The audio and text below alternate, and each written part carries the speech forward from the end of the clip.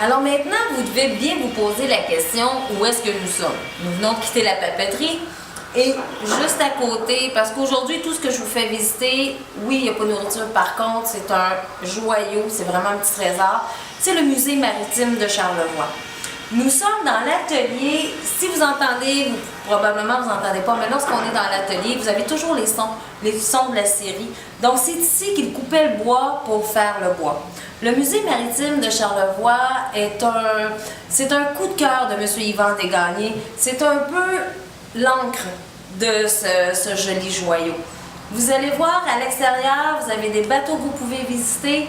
Vous avez des tables à pique-nique que vous pouvez manger dehors. Vous avez une belle plage au bout du musée.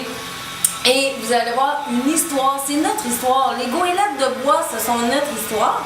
Et puis maintenant, le musée maritime est associé avec la chaire de recherche de l'Université Laval en foresterie. Et ce sont eux qui ont aidé le musée maritime à faire le sentier de la forêt marine, qui est un sentier qui vient tout juste d'être inauguré.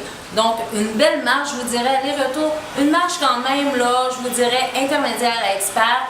Il faut calculer 3 heures pour faire. Vous avez des chutes, vous avez des ponts arqués et vous avez des vues qui sont magnifiques sur l'île aux Coudres et en forêt. Et les garçons de la chaire de recherche en foresterie viennent faire une étude parce qu'ils se sont dit, avec le bois qu'il y a en forêt ici, parce que tous les bateaux qui étaient construits ici, le bois venait d'ici. C'était pas du bois acheté ailleurs au Canada, ça venait vraiment de nos forêts ici. Et ils ont construit, ils disent que dans 100 ans, il y aura une autre goélette qui pourrait être construite avec le bois de la forêt parce que ça prête vraiment à régénérer cette belle forêt. Le musée maritime n'est pas terminé. Le musée maritime a toujours des surprises pour nous et vous avez le parc des navigateurs qui s'en vient. Alors le parc des navigateurs, c'est un magnifique projet qui va être étalé sur les 3 prochaines années. Il va y avoir, vous allez avoir l'édifice polyvalent qui, lui, va abriter les bureaux de la chaire de recherche en tourisme. Parce que la chaire de recherche en tourisme de l'Université Laval avec M. Bourgault va être ici, à Saint-Joseph-la-Rive, dans les bureaux du Musée maritime de Charlevoix. Il va y avoir également 3 autres pavillons, dont un sur les pilotes du Saint-Laurent. Il va y avoir un labyrinthe.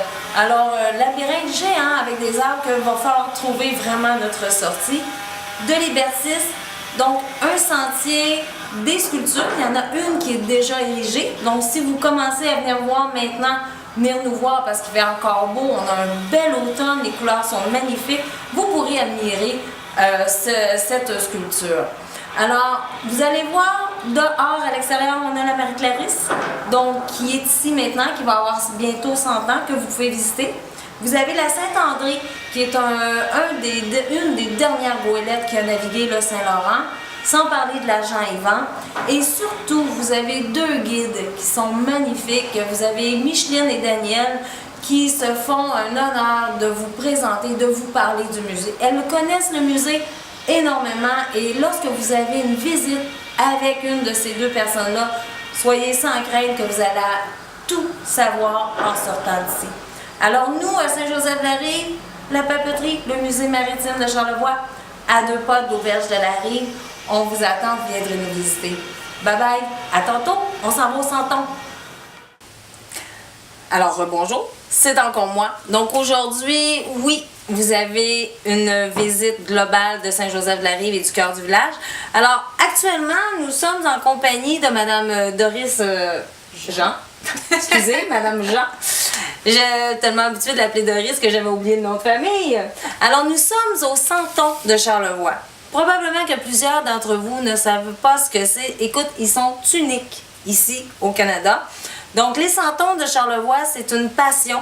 C'est vraiment pas n'importe qui peut le faire. Il faut énormément de patience, beaucoup de dextérité. Et vous allez voir, Doris va nous expliquer ces Santons, comment ça se fait.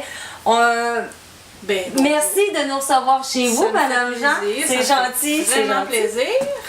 Alors, vous, ça fait combien de temps que vous êtes ici maintenant, que vous êtes propriétaire? Ben, vous êtes la relève là, de ce que vous nous disiez tantôt. Moi, je suis la relève de M. Bernard Boivin, qui a créé les Santons il y a maintenant 32 ans. Ah oui! Lui, il avait une figurine Santon de Provence, parce qu'il faut comprendre que les Santons, c'est originaire de Provence. Oui. Et puis à l'époque, il devait changer de métier, donc il s'est dit, pourquoi nous, ici au Québec, on n'en a pas des Santons? Fait que l'aventure a débuté comme ça. Puis est-ce qu'il y a, parce que les Santons, de ce qu'on lit, si on lit nos histoires des enfants, quand on lit les histoires pour enfants, les Santons, c'est beaucoup les personnages de crèche. Le départ, mais c'est toujours ici, vous n'avez pas que les personnages de crèche. Écoutez, il y a 140 quelques Santons, donc vous en avez pour tous les goûts, que ce soit la crèche, les histoires pour enfants, les métiers, la religion, les oiseaux. Fait, donc, c'est pas que pour les personnages de crèche. Le départ, parce que Santon, premièrement, ça veut dire petit saint. Donc, le départ, c'est toujours la nativité. OK. Les gens qui vont à la crèche, les métiers, les contes et légendes, et nos personnages historiques, bien sûr, dans Charlevoix. Si on prend M. Forgette, Mme Forgette, qui ont été des personnages assez importants, les parents de Thérèse Casgrain. C'est grâce à M. Forgette qu'on a le chemin de fer. Il nous a laissé aussi le domaine Forgette à Saint-Hyacinthe. Fait que c'est ça, c'est nos personnages à nous.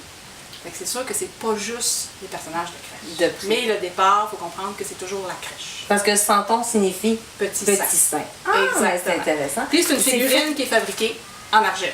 En argile rouge. Est-ce que c'est de l'argile qui peut... Parce qu'on a de l'argile le bord du fleuve. Est-ce que c'est de l'argile qui vient d'ici? C'est de l'argile qui vient de la Gaspésie. Mais elle est traitée à Montréal, chez Sias. C'est une compagnie à Laval. Parce que tu peux pas, tu peux toujours prendre directement du bord du fleuve, mais tu peux avoir des surprises aussi, parce qu'il n'y a pas toujours le bon taux d'humidité. Donc à ce moment-là, ça peut arriver qu'au four, ça craque. D'accord. Puis au nombre d'heures qu'on met à fabriquer une figurine, on s'entend que... On veut pas que ça craque. On veut pas. Fait qu'au départ, tu vois, on va sculpter notre figurine. D'accord. Je dis toujours que chaque petit personnage qui est en arrière de moi, c'est une œuvre d'art, hein? C'est été créé, modelé. Ça, c'est 30 à 35 heures. Créer ta figurine. OK? Quand ça, on parle pas de peindre, là. Non. Que la créer. On parle de la sculpture, du modelage de ta figurine. Quand ça c'est fait, que ta figurine est créée, est à ton goût, là, tu vas la coucher sur un lit d'argile, puis tu vas te fabriquer un moule de plâtre comme ça. Là, on passe vite, parce que c'est sûr que fabriquer un moule, c'est une technique assez complexe. Tu vas voir comment ça fonctionne. Tu couches ta figurine sur un lit d'argile, puis ta barricade, puis tu couds du plâtre. Bref, ta figurine est à l'intérieur. OK? Quand ce premier moule-là est fait, là, tu vas le faire sécher pendant 2 mois. OK? Parce que tant qu'il n'est pas sec, il n'absorbera pas. Parce que c'est pour ça qu'on les fait. Il faut vraiment qu'il soit sec, puis à l'épaisseur, c'est long à sécher, là. Ça, c'est des petits moules. Si tu prends le moule de l'église, on a la petite église de Saint-Joseph-de-la-Rive qui est là-bas, là, tu vois le... Là, ton moule, il est gros comme ça. Donc, c'est sûr qu'il faut que ça sèche. Parce que, tu vois, il est déjà lourd. Tu peux le prendre, le moule. Eh, mon Dieu! Puis il est sec, là. C'est un vieux moule. Fait que c'est si mon chef était là, je dirais, c'est quelques livres de beurre, mon chef. Oui, plusieurs. Effectivement. Fait que quand ce premier moule-là, il est séché, on va se mettre de l'argile dedans, puis on va le presser. Puis on va se reproduire une autre figurine, avec lequel on va se faire 2 autres moules. OK? Parce que ce moule-là, c'est notre matrice. C'est devenu notre modèle. Puis comme il ne sera pas éternel, parce qu'au bout de 400 tirages, je dirais, là, tu vois, celui-là, il est abîmé, tu ne pourras plus l'utiliser parce que les traits, ils vont s'effacer. Ah, OK. Il sera plus bon, ton moule. Fait que là, il n'y aura plus le même. Donc, c'est pour ça que ça vous en prend 2 autres. Ton personnage ne sera pas aussi beau. Okay. C'est pour ça que lui, on le remise. Parce que si on n'a plus ce premier moule-là, qui est la matrice, il faut recommencer du début. Un autre 35 heures. Oui, puis ça ne veut pas dire qu'il va être identique. Non, c'est ça, c'est ça. Certain qu'il ne sera pas pareil. Fait que quand tes 2 moules sont séchés, là, tu vas reproduire. Tu mets de l'argile ici, puis de l'argile de l'autre côté, puis tu vas mettre une grosse pression. OK? Tu vas faire la deuxième opération dans ton autre moule. Quand l'autre moule est plein, tu vas être prêt à démouler celui-là. Donc, tu vas retirer, tu vas lever ton moule. Ce qui en sort, tu le vois très bien ici, c'est le personnage avec son excédent. Là, c'est certains qui sont séchés pour les biens de la cause, mais normalement, ils sont très, très mous. Okay. Parce que c'est comme de la plastine, en fait. OK. Fait que là, vous pouvez enlever les excédents avec un couteau... Je dirais 15 à 20 minutes, là. OK. Pour qu'ils durcissent. On appelle ça débarber. Tu vas retirer, là, les outils. Avec les petits outils comme... bien affilé, là, puis tu vas enlever ça tranquillement. C'est sûr que quand ton personnage est en mouvement, s'il y a des jambes ouvertes, tu vas le faire en dernier. Parce que si tu le fais trop rapidement, ton personnage va s'affaisser. Ah, OK. Il faut qu'il... Oui, parce qu'il faut qu'il sèche bien comme il faut, là. Exactement. Tu vas arriver à cette étape-là.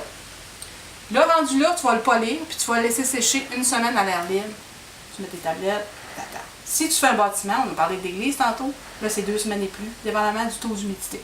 Plus c'est humide, plus il faut que ça sèche longtemps. Fait qu'un personnage est long à faire, là. Avant qu'il soit prêt du moment A au moment B. C'est parce que tu n'en fais pas juste un à la fois. Non, parce que. On en fait plusieurs. Oui. Fait que rendu là, il s'en va au four à céramique, tu vois, 10 à 12 heures. 350, qu'est-ce que 2000 degrés. Ah, quand même! La céramique. Fait que c'est un petit peu plus chaud qu'une tarte. Ah, pas mal, oui. Mais pas de tarte parce qu'elle va calciner. Là, tu vois, il rapetisse, il perd 10% de son volume, puis il change de couleur. OK? Là, il va reposer, à peu près, je dirais une dizaine d'heures. Tu n'ouvres pas le four trop rapidement. Puis ils sont peints à la main avec de l'acrylique, un par un. C'est comme ça que c'est fabriqué, des santons. Puis là, qui est-ce qui les peint? C'est vous? Vous avez des employés avec vous? Ou J'ai mon fils qui fait le moulage, toutes ces belles étapes-là. Là, moi, je fais seulement le débarbage. Lui, il fait le moulage, la pression, tout ce qui est moulage. Tout ce qui est rough, là, le rough. Et vous, vous êtes la spécialiste de finition. Je fais la finition. L'artiste, parce qu'il faut être artiste, là. Parce que si on regarde, si vous regardez, Louis, je sais pas si tu peux te montrer les petits. Écoutez, là, chaque détail, là, on parle d'une petite couette, d'un petit. On regarde le frère André, son petit collet, son petit. Tu sais, les doigts, les ongles, c'est vraiment, là, pièce par pièce, là. Un par un. Un par un. Puis vous avez les personnages de conte, là. C'est. Ouais. C'est vraiment une passion. Faut aimer ça. Il faut le faire en passion. Faut aimer ça, c'est bien évident. Si t'aimes pas ça, t'en fabriques pas. Puis ouais, ici, on a notre santon habillé, hein, parce que moi, c'est ma passion, les santons habillés.